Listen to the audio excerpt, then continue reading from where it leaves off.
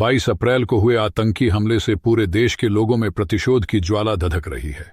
इसी बीच भारत के तत्कालीन प्रधानमंत्री श्री नरेंद्र मोदी ने एक ऐसा खेला खेल दिया है जिसमें 2016 जैसा न तो कोई सर्जिकल स्ट्राइक हुआ और न ही 2019 जैसा कोई बालाकोट एयर स्ट्राइक।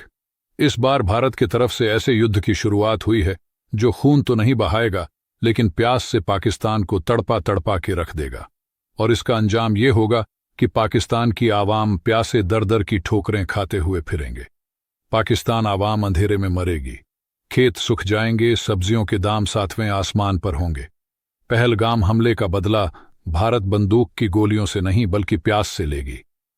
पहलगाम हमले के बाद भारत के कार्यवाही से पाकिस्तान में खून तो नहीं बहेगा, मगर प्यास की तड़प से पाकिस्तान सूख कर मर जाएगा।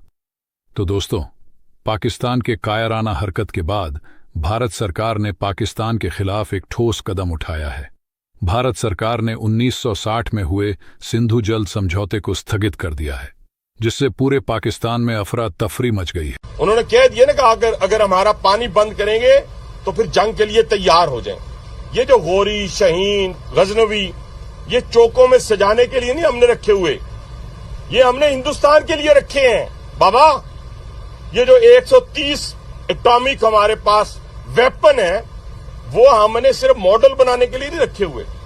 और आपको पता ही नहीं कि हमने पाकिस्तान के किस किस हिस्से में रखे हुए हैं। ये दुनिया भी जानती है, आप भी जानते हैं, वरना आप तो इतने मक्कार बनिए हैं कि अभी तक पाकिस्तान के ऊपर कई दफा हमलावर हो चुके होते। आपने बड़ी दफा कोशिश की, लेकिन जब आपको पता चला कि हमारे शाहीन जो है फिजाओं में आ गए हैं तो आप भाग गए। तो इसलिए मैं दोबारा दोहराने लगा हूं, ये जो बैलिस्टिक मिसाइल है, ये जो क्रूज मिसाइल है, ये जो शाहीन है, गौरी है, ये मैं फिर दोहराने लगा हूं, ये हमारे चौकों में नहीं है। तो आइए सबसे पहले हम समझते हैं कि ये 1960 का सिंधु जल समझौता क्या है। सिंधु जल संधि भारत और पाकिस्तान के बीच 1960 में हुई एक ऐतिहासिक समझौता है, जिसे विश्व बैंक की मध्यस्थता में तैयार किया गया था। इसका मुख्य उद्देश्य सिंधु नदी प्रणाली के जल के उपयोग को लेकर दोनों देशों के बीच विवादों को समाप्त करना था। सिंधु नदी प्रणाली की कुल 6 नदियां हैं: सिंधु, झेलम, चेनाब, रावी, व्यास और सतलुज। संधि के तहत 3 पूर्वी नदियां रावी, व्यास और सतलुज का जल उपयोग का अधिकार भारत को दिया गया। 3 पश्चिमी नदियां सिंधु, झेलम और चेनाब का अधिकांश जल पाकिस्तान के लिए सुरक्षित रखा गया। भारत को पश्चिमी नदियों के जल का सीमित उपयोग जैसे कृषि, घरेलू कार्यों और छोटे पैमाने पर विद्युत उत्पादन के लिए अनुमति दी गई। किसी भी विवाद के समाधान के लिए एक स्थायी सिंधु आयोग, परमानेंट इंडस कमीशन की स्थापना की गई। संधि के अनुसार दोनों देश हर साल एक दूसरे को जल प्रवाह की जानकारी प्रदान करते हैं और निरीक्षण यात्राएं भी आयोजित करते हैं। पाकिस्तान ने भारत पर कई बार हमले किए हैं, लेकिन भारत ने कभी इस जल समझौते का खंडन नहीं किया था। लेकिन पहलगाम हमले के बाद भारत सरकार ने सिंधु जल समझौते को स्थगित कर दिया है। इसे विश्व की सबसे सफल जल समझौतों में से एक माना जाता था। यह संधि भारत और पाकिस्तान के बीच जल विवादों को नियंत्रित करने में सहायक रही है। इस समझौते पर भारत के तत्कालीन प्रधानमंत्री श्री पंडित जवाहरलाल नेहरू, पाकिस्तान के तत्कालीन राष्ट्रपति फील्ड मार्शल मोहम्मद अयूब खान एवं विश्व बैंक की ओर से यूजीन ब्लैक ने 19 सितंबर 1960 को पाकिस्तान के कराची में हस्ताक्षरित हुई थी। आइए अब हम समझते हैं कि इस समझौते से पाकिस्तान को क्या क्या लाभ था। सिंधु जल संधि 1960 से पाकिस्तान को कई बड़े लाभ मिले। सिंधु, झेलम और चेनाब, इन तीनों बड़ी और पानी से भरपूर नदियों का अधिकतर जल पाकिस्तान के उपयोग के लिए सुरक्षित कर दिया गया। ये नदियां पाकिस्तान की कृषि और जलापूर्ति के लिए बेहद महत्वपूर्ण हैं। पाकिस्तान का पंजाब और सिंध का इलाका खेती पर निर्भर है, जो मुख्यतः इन्हीं नदियों के जल पर आधारित है। संधि ने उसकी कृषि अर्थव्यवस्था को स्थिरता दी और बड़े पैमाने पर सिंचाई को संभव बनाया। विश्व बैंक और अन्य देशों की मदद से पाकिस्तान ने बड़े बड़े बांध, नहरें और जल विद्युत परियोजनाएं बनाई, जैसे मंगला बांध, तरबेला बांध। इसके लिए अंतर्राष्ट्रीय वित्तीय सहायता भी मिली। अगर हम संक्षेप में कहें तो सिंधु जल संधि ने पाकिस्तान को अपनी जीवन रेखा जैसी नदियों पर नियंत्रण, कृषि और जल सुरक्षा, अंतर्राष्ट्रीय समर्थन और भविष्य के लिए स्थायित्व प्रदान किया है। इंडस वाटर जानेंगे कि ट्रीटी इस सस्पेंड करना समझौते के सिर्फ स्थगित होने डेटा पर के साथ में पाकिस्तान को क्या क्या हानि हो सकती है।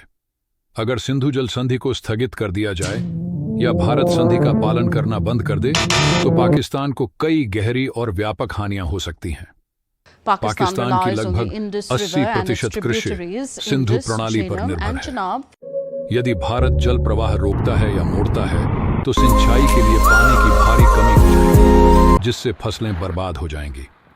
कृषि प्रभावित होने पर खाद्यान्न उत्पादन घटेगा, जिससे भूखमरी और महंगाई बढ़ सकती है। पाकिस्तान खाद्यान्न के मामले में आत्मनिर्भर नहीं रह पाएगा और आयात पर निर्भरता बढ़ेगी। कृषि पाकिस्तान की जीडीपी का महत्वपूर्ण हिस्सा है। जल संकट से आर्थिक विकास रुक सकता है और ग्रामीण अर्थव्यवस्था बुरी तरह चरमरा सकती है। कपास, गन्ना, गेहूं जैसी फसलें बर्बाद होने से टेक्सटाइल उद्योग और निर्यात पर भी असर पड़ेगा। मंगला और तरबेला जैसे बड़े बांधों से जल विद्युत पैदा होती है। यदि नदियों में जल प्रवाह घटता है तो बिजली की भारी कमी होगी, जिससे लोड शेडिंग और औद्योगिक उत्पादन में गिरावट आएगी। जल संकट से बेरोजगारी, गांवों से पलायन, भीतरी संघर्ष और सरकार के खिलाफ असंतोष बढ़ सकता है। पानी को लेकर राज्यों और प्रांतों के बीच भी तनाव बढ़ सकता है। अगर संक्षेप में कहें तो सिंधु जल संधि रद्द या स्थगित होने से पाकिस्तान को पानी, भोजन, ऊर्जा, अर्थव्यवस्था, सामाजिक शांति हर स्तर पर भारी नुकसान झेलना पड़ेगा। ये उसके लिए एक राष्ट्रीय आपातकाल जैसी स्थिति बन देगी। तो दोस्तों, आज भारत ने यह साफ कर दिया है कि वह अब हर हमले का जवाब खून के बदले खून से नहीं, बल्कि दुश्मन की रगों में पानी सूखा कर देगा। भारत की सहनशीलता को अब उसकी कमजोरी समझने की भूल पाकिस्तान ने एक बार फिर की, लेकिन इस बार जवाब है प्यास से तड़पने वाली मौत। यह सिर्फ एक रणनीतिक फैसला नहीं है, बल्कि यह हर भारतीय के दिल में धड़कती उस आग का जवाब है जो 22 अप्रैल के पहलगाम हमले के बाद से चल रही है। भारत अब पानी पानी करके दुश्मन को दुनिया के सामने नंगा करेगा। भारत अब अपने शहीदों के लहू का बदला पाकिस्तान की रगों से पानी निचोड़ कर लेगा। आज हर भारतवासी को गर्व है इंडस वाटर ट्रीटी सस्पेंड करना सिर्फ यह केवल एक फैसला नहीं, यह है नया भारत का संकल्प जो न भूलेगा न माफ करेगा। तो दोस्तों, आपको भारत सरकार का यह निर्णय कैसा लगा? नीचे कमेंट सेक्शन खुला हुआ है, आप सब अपने अपने जवाब दे सकते हैं।